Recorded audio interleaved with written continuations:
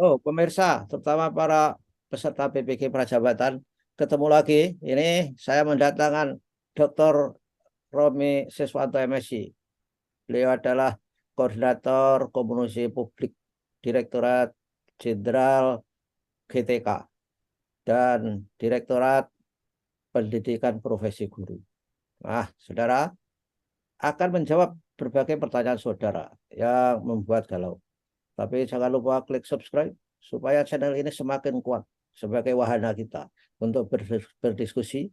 Sehingga kalau banyak followernya, tentu saja para pengambil kebijakan akan memperhitungkan. Tapi kalau ada semua itu enggan-enggan bersubscribe, saya pikir channel ini lama-lama nggak memiliki kekuatan. Dan kalau video ini sampai ke tangan kalian, ini adalah berkat sentuhan tangan kreatif editor channel Suyanto.id, Mas Teguh Heri Wiono. Beliau adalah guru SMP Negeri 2 Karanganyar, Kabupaten Ngawi, Jawa Timur. Nah, kita sapa dulu, tapi sebelum menyapa, Dr. Romi ini sudah memberikan berbagai informasi sampai saat ini pada episode ke-19. Jadi kalau saudara ingin merunut dari episode pertama sampai 19 nanti banyak informasi yang sebetulnya itu sudah menjawab, tapi ditanyakan lagi. Nah, kita sapa ya, Dr. Romi. Assalamualaikum warahmatullahi wabarakatuh. Waalaikumsalam warahmatullahi wabarakatuh. Sehat ya, Prof? Alhamdulillah sehat walafiat, Dr. Romi. Apa kabar? Sudah lama kita enggak Iya, mengudara.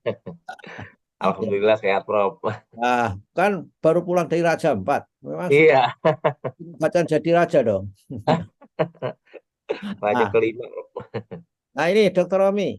Ya, Ah, beberapa pertanyaan ini ya kita lihat ini dari channel yang Suyanto.id ini, dari konten yang saya bikin.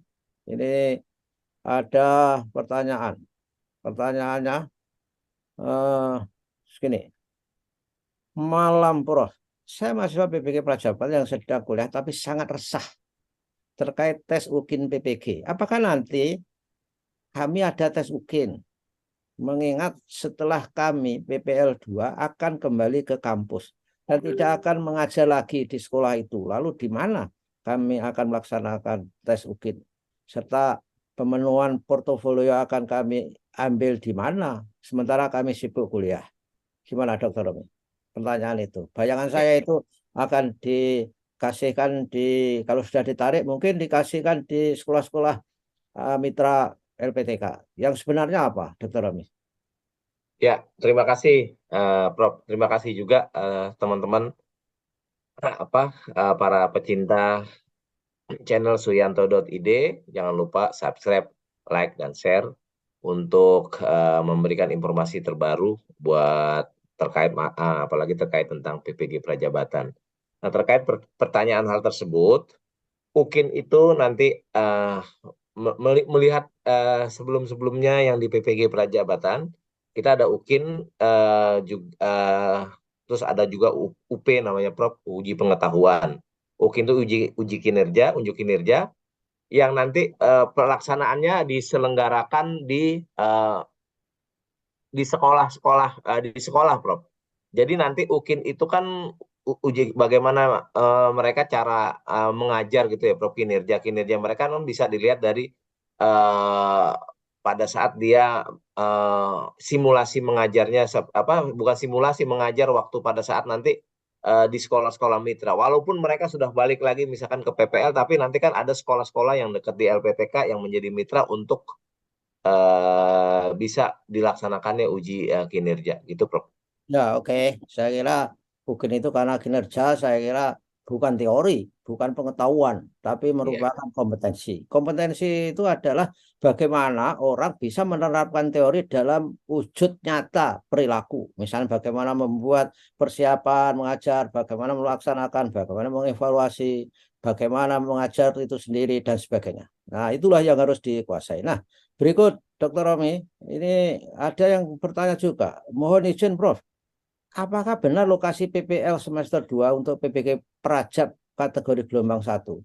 Ini merupakan lokasi penempatan yang 2 tahun itu. Artinya ketika mereka melakukan PPL, apakah uh, yang 2 tahun pertama harus melakukan kerja, apakah di situ juga, Dokter Romi? Gimana?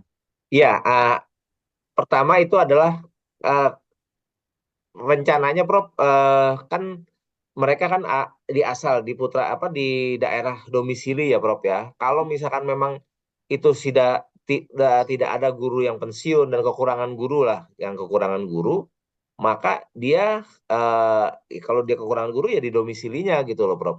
Hmm. Namun apabila ini kan misalkan rencananya memang eh, kita lebih efektif dan efisien, Prof. Nanti kalau misalkan memang apa LPTK, Direktorat PPG bekerja sama dengan Pemda itu untuk memetakan kekurangan guru. Nah, itu yang ditempatkan sesuai dengan mapel yang mereka miliki. Jadi memang kemungkinan hal tersebut bisa terjadi. Mereka nanti akan ditempatkan di sekolah yang di PPL 2 itu, Prof. Kayak gitu, Prof. Nanti Ya, pada oke. saat pengabdiannya dia. Ya, oke. Mudah-mudahan doa kita adalah saudara-saudara ditempatkan sesuai dengan domisili. Itu yang Betul. jadi persoalan. Dan banyak kan Dokter Romi usul bahwa setelah lulus nanti diadakan pemetaan ulang terhadap domisili. Karena mereka kadang-kadang mengisi domisilinya itu sesuai tanggal lahir. Jadi tidak bisa membedakan tanggal lahir dan domisili. Mudah-mudahan itu ada menjadi perhatian pengambil kebijakan. Saya nggak tahu. Tapi sudah saya doakan, saudara-saudara, dan sudah saya sampaikan kepada Dokter Romi. Mudah-mudahan Dokter Romi bisa membawa aspirasi saudara itu ke dalam rapat-rapat penentuan kebijakan. Nah, berikut Dokter Romi, ini penempatan bagi yang sudah lulus gelombang 1 di bulan apa? Di bulan apa, Prof, itu katanya? Ya, kan Apakah gini. langsung? Karena saya ya apalah logis menanyakan itu, karena mereka kan sudah banyak yang meninggalkan pekerjaan. Tapi sebetulnya soal meninggalkan pekerjaan itu bukan saudara saja. Orang-orang yang sudah lulus P3K itu sampai sekarang juga masih ribuan belum ditempatkan dan mereka juga sudah meninggalkan pekerjaan. Tapi untuk PPG Prajabatan ini bagaimana, Dokter Roni? Kalau kita mengambil logika kebijakan, mereka kan akan selesai bulan Juli ya, Pak. Kalau misal menurut logika kebijakan ya nanti sebelum mereka lulus pun sudah ada plotting pemetaan segala macam ya, Prof ya. Ya. Nah, setelah itu nanti mungkin kan setelah selesai Juli ya Agustus gitu, Prof. Tadi penempatan-penempatan itu nanti kan juga mereka kan kita kan harus berkoordinasi dengan apa pemerintah daerah juga gitu. Hal-hal tersebut kan juga memakan waktu. Ya, kepinginnya juga kita ingin cepat-cepat apa setelah selesai dia ditempatkan tempat pengabdian karena kan memang kita nggak guru pensiun itu kan eh, kesian gitu loh, Pop. Kalau misalkan anak-anak kita terlantar gitu nggak ada gurunya segala macam. Nah, itu menjadi kendala kenapa memang semangat kita sama sebenarnya, kepengen cepat untuk penempatan juga gitu, Bro. Oke, ya itulah. Oh, saudara-saudara, kalau menurut logika kebijakan memang saya kira saudara begitu selesai, pemerintah pusat melakukan koordinasi dengan Pemda, dengan LPTK, tentunya saudara akan segera ditempatkan. Karena apa? Semangatnya adalah seperti instruksi Presiden Jokowi tahun selama periode 2 ini SDM, SDM itu yang harus. Kalau SDM itu persoalan pendidikan. Pendidikan itu yang kekurangan guru itu harus ditutup. Nah, saudara itu adalah dalam rangka untuk menutup kurangan guru yang ratusan ribu untuk dilakukan PPG Prajabatan itu. Nah, ini ada pertanyaan panjang, Dokter Romi. Maaf, Prof, Hmm. saya mau bertanya. Sewaktu selesai penarikan mahasiswa PPG Prajabatan gelombang 1 dari Dinas Pendidikan Daerah ke LPTK, koordinator PPG di LPTK tempat saya memberikan informasi bahwa selesai menyelesaikan perkuliahan PPG akan dilakukan tes untuk penempatan. Yang mau saya tanyakan, mengapa alurnya jadi berubah seperti itu? Bukankah selesai perkuliahan langsung ditempatkan di sekolah di dekat domisili sesuai kebutuhan guru yang pensiun? Nah, oke, terima kasih katanya.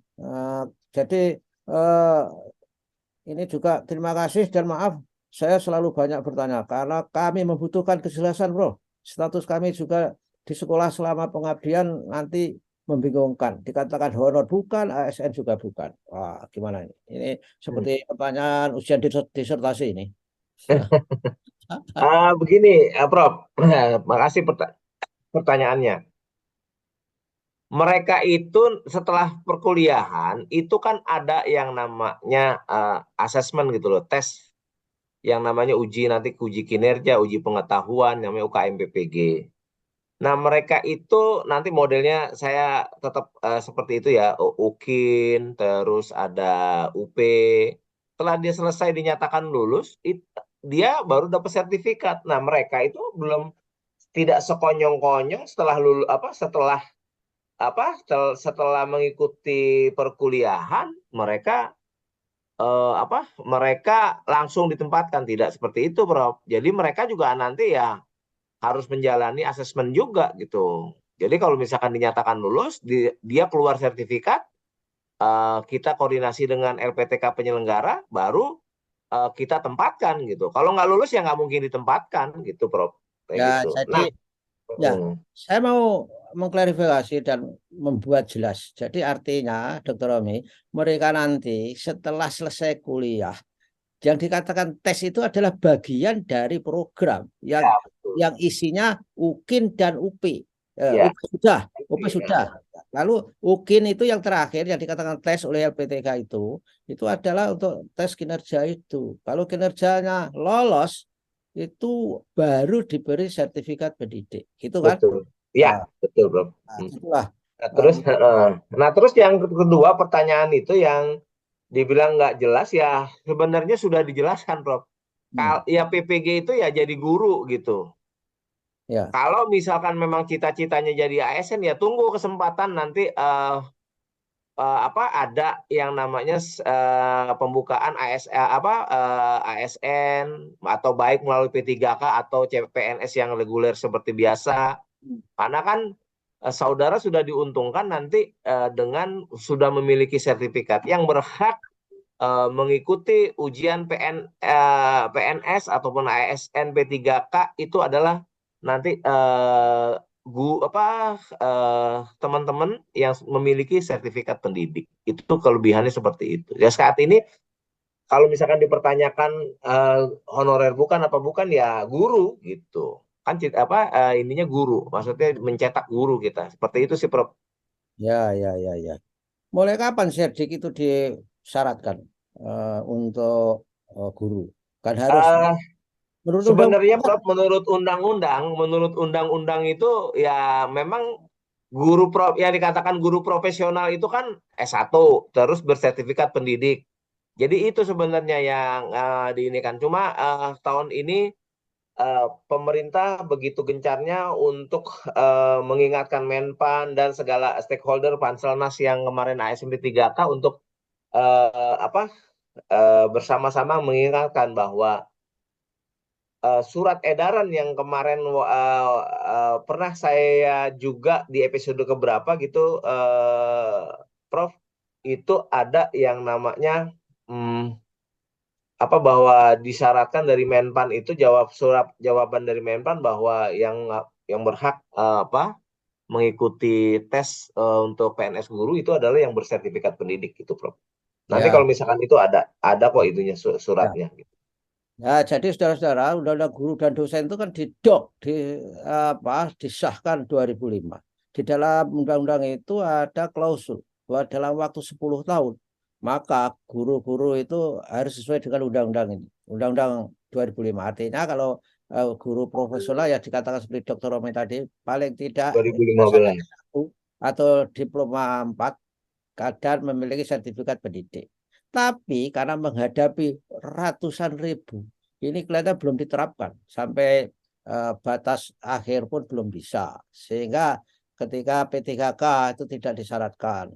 Karena P3K urusannya kan untuk P3K kan yang honorer ratusan ribu itu kan, Dokter Romi. Betul. Iya. Iya, Nah, Prof. tujuannya itu bukan tujuannya mensertifikatkan, tapi suatu ketika mereka pasti harus bersertifikat Iya. dalam jabatan tentu saja. Nah, bagi saudara yang bertanya, saya dikomplain bahwa harus ada validasi. Kenapa kok harus ada sertifikat? Harus ada sertifikat ke depan. ke depan harus ada sertifikat. Jadi saudara kalau sudah mempunyai sertifikat itu sebetulnya kan mereka kan sudah memiliki seperti apa ya, monopoli, ya kan dokter. Mereka sudah memiliki hak yang prerogatifnya ada, yaitu lebih diutamakan. Dan memang utamakan, yang lain nggak bisa, daftar aja nggak bisa. Gitulah saudara-saudara. Terima kasih Dokter Romi, dan insya Allah kita akan selalu menjawab pertanyaan mereka supaya mereka belajar dengan tenang, tidak galau, dan bisa meniti karirnya guru sebagai passion, dan tidak selalu bertanya yang kira-kira tidak ada kaitannya dengan profesi guru gitu. Ya bertanya juga boleh, nggak dilarang, dan ada kesempatan untuk klarifikasi, untuk diskusi di channel ini. Oleh sebab itu klik subscribe supaya kita menjadi channel yang kuat, yang bisa diperhitungkan oleh pengambil kebijakan. Gimana, Dokter Romi, ada pesan kepada mereka? Ya, para pemirsa pencinta Suyanto.id ini terutama mahasiswa PPG Prajabatan yang membutuhkan informasi-informasi, mohon kiranya subscribe. Kalau misalkan ada hal-hal yang ini silakan di komen, nanti kami akan menjawab dan juga share apabila informasi ini bermanfaat. Karena channel ini cukup komprehensif, tidak saja dengan PPG Prajabatan, ada hal-hal yang lain yang banyak disajikan oleh Prof. Yanto. Demikian, Prof. Oke, terima kasih Dokter Romi, dan mudah-mudahan selalu sehat walafiat, dan kita ketemu lagi. Wassalamualaikum warahmatullahi wabarakatuh. Waalaikumsalam warahmatullahi wabarakatuh.